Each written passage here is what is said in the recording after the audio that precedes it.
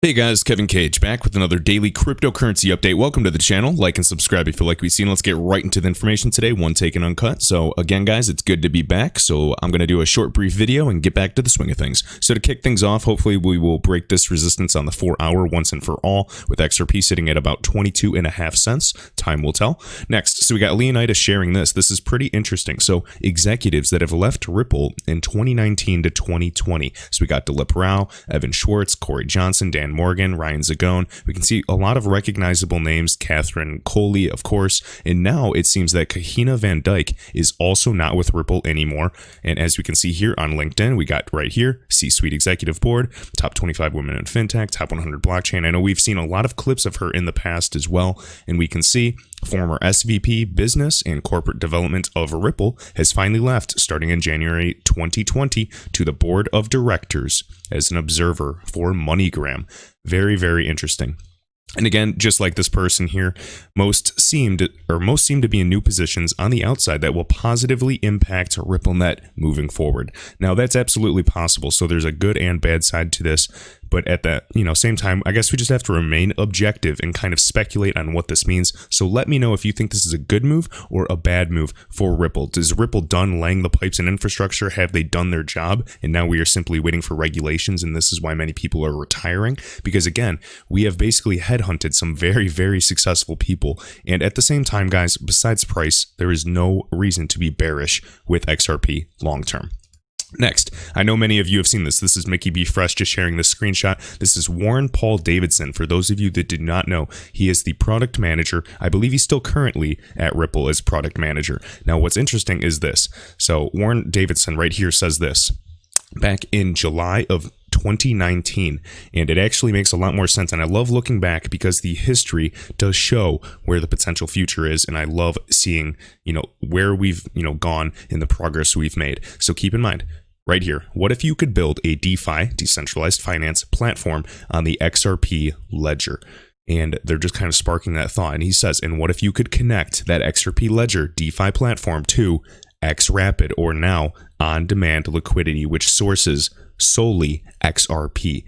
Now, this type of thought was really interesting, but a lot of people didn't really, discuss it, hype it up, because I guess we didn't really comprehend what that meant. And it's really interesting now with the Logos acquisition, with Algorand, with all of the, exchanges in Europe that we're acquiring. Now we have some full-time engineers working on decentralized finance platforms as well, and realizing whether it's derivatives or any other type of, DeFi or distributed application.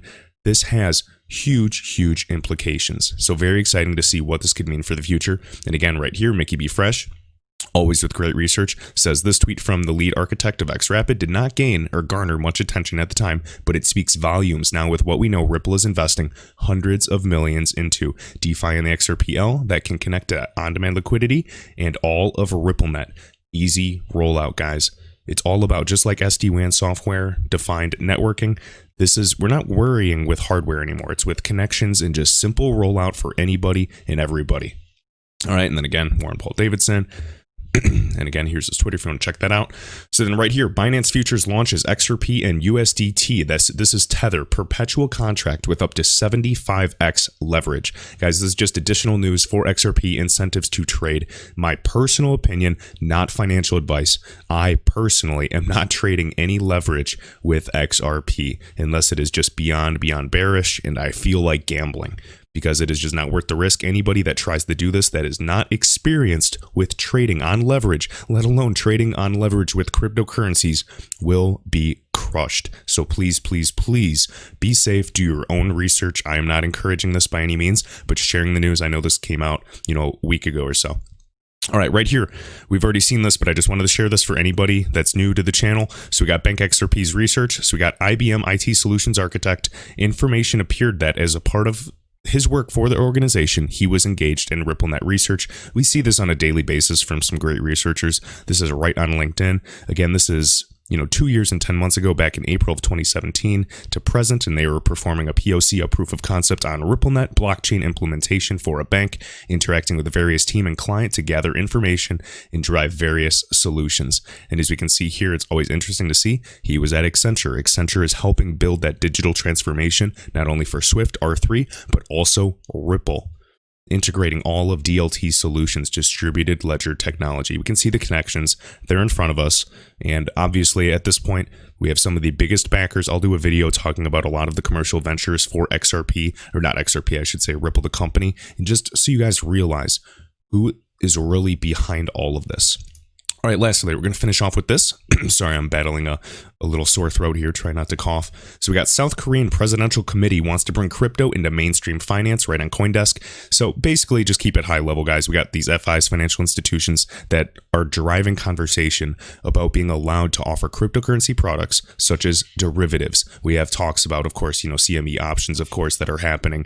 We know that there's all kinds of futures. And again, according to a government advisory body in South Korea, we've noticed that a lot of the Asian markets as well are more open-minded in adopting these digital assets, and I'm hoping that this will push the people in the West to at least step up their game as well. So again, guys, my biggest question for you today is basically, why do you think execs are leaving Ripple, and is this a good sign or a bad sign? Does this mean Ripple's finished and this is bullish, or do you think that they are kind of giving up and there's competition coming at their heels? And then lastly, do you think that this is BS, or do you think that Warren Anderson was kind of hinting at the future as well of connecting DeFi platforms with the ability to source on-demand liquidity with XRP, guys? I appreciate it. Be sure to like this video, share it around, and let me know your thoughts down below. Thanks.